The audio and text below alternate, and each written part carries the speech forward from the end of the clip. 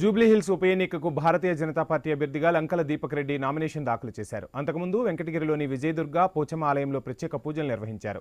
మరో set nomination వేయడానికి భారీ ర్యాలీగా షేక్పేట తహసీల్దార్ కార్యాలయానికి వస్తున్నారు. దీపక్ రెడ్డి వెంట కేంద్ర మంత్రి కిషన్ రెడ్డి, పార్టీ రాష్ట్ర అధ్యక్షుడు రామచంద్రరావు ఉన్నారు. 2023 ఎన్నికల్లోనూ దీపక్ రెడ్డి జూబ్లీహిల్స్ బీజేపీ అభ్యర్థిగా పోటీ చేశారు. ప్రస్తుతం హైదరాబాద్ సెంట్రల్ జిల్లా అధ్యక్షుడిగా కొనసాగుతున్నారు దీపక్ రెడ్డి. రెడ్డి నామినేషన్ ర్యాలీలో బండి సంజయ్ మాట్లాడుతున్నారు. లైవ్ చూద్దాం.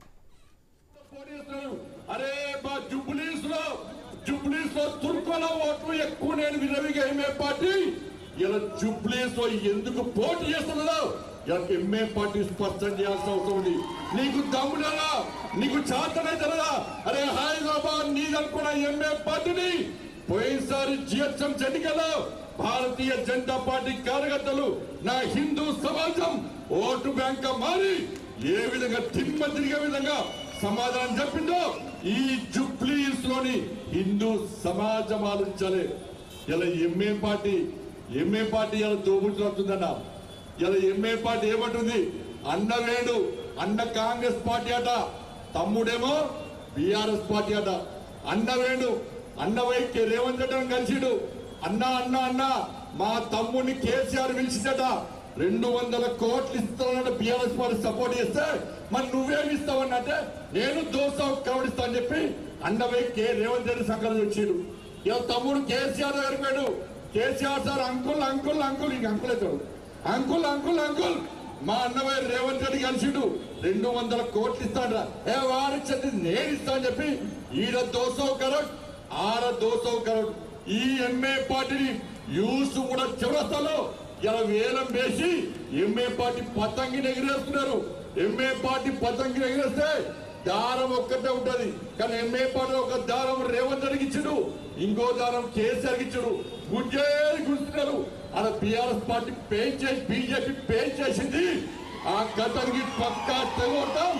ఈ జూబ్లీహిల్స్ లో బీఆర్ఎస్ పార్టీ కాంగ్రెస్ పార్టీ సంఘటనతో చూడడానికి ఇలా భారతీయ జనతా పార్టీ కార్యకర్తలు సిద్ధంగా ఉండాలని చెప్పి అందుకే హైడ్రా తీసుకొచ్చింది.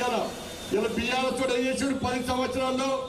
అలా సల్కాం చెరువులో ఎంఏ పార్టీ కార్యాలయాలు కట్టుకుంటే ఇలా కబ్జాలు చేసి కార్యాలయాలు కట్టుకుంటే వ్యాపారం చేస్తే వాటితో పార్ట్నర్షిప్ పెంచుకొని బీఆర్ఎస్ పార్టీలు పొట్టు పైసలు చంపారు.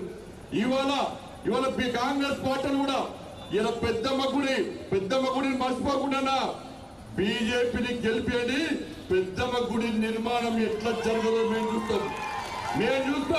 అదే కాంగ్రెస్ పార్టీని గెలిపిస్తే ఆ పెద్దమ్మ గుడికి సంబంధించిన 11 ఎకరాలు ఎంఏ పార్టీకి రాసేయడానికి ముందస్తు అగ్రిమెంట్ జరిగిందన్న విషయాన్ని జూబ్లీహిల్స్ నియోజకవర్గం గుర్తుంచుకోవాలి. అందుకే భారతీయ జనతా పార్టీని గెలిపించండి అన్నా. జూబ్లీహిల్స్ అడ్డా ఏ బిడ్డ ఇది కిషన్ రెడ్డి అడ్డా, అవునా కదా? ఈ M A party BRS party Congress party పప్పులుడికై ఇక్కడ గెలిచేది మా లంకల దీపక్ రెడ్డి గెలుస్తాడు.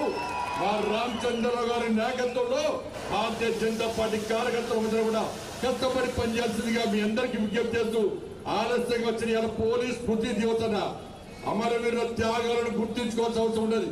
పోలీసులు మన కోసం త్యాగం చేశారు.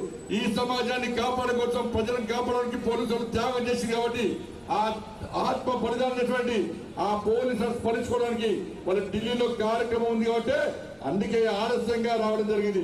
పెద్ద మనసు అర్థం చేసుకొని క్షమించాల్సిందిగా మీ అందరికీ విజ్ఞప్తి చేస్తూ ముగిస్తున్నాను. భారత్ మాతాకి జై శ్రీరామ్. మన యొక్క జూబ్లీహిల్స్ అభ్యర్థి లంకల మహేశ్వర్ రెడ్డి గారు ఒక్క కొందరు మాట్లాడాల్సిందిగా కోరుతాను. భారత్ మాతాకి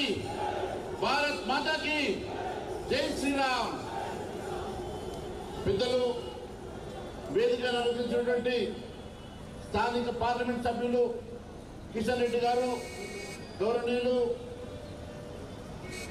బండి సంజయ్ గారు, భారతీయ జనతా పార్టీ రథసారథి రామచంద్రరావు గారు, ఇక్కడ విచ్చేసినటువంటి శాసన సభ్యులు, శాసన మండలి సభ్యులు, పార్టీ నాయకులు, భారతీయ జనతా పార్టీ కుటుంబ సభ్యులందరికీ కూడా పేరు పేరున నమస్కారాలు తెలియజేస్తా ఉన్నాను.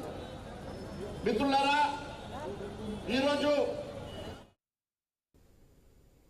తెలంగాణ రాజకీయాల్లో కీలకంగా మారిన జూబ్లీహిల్స్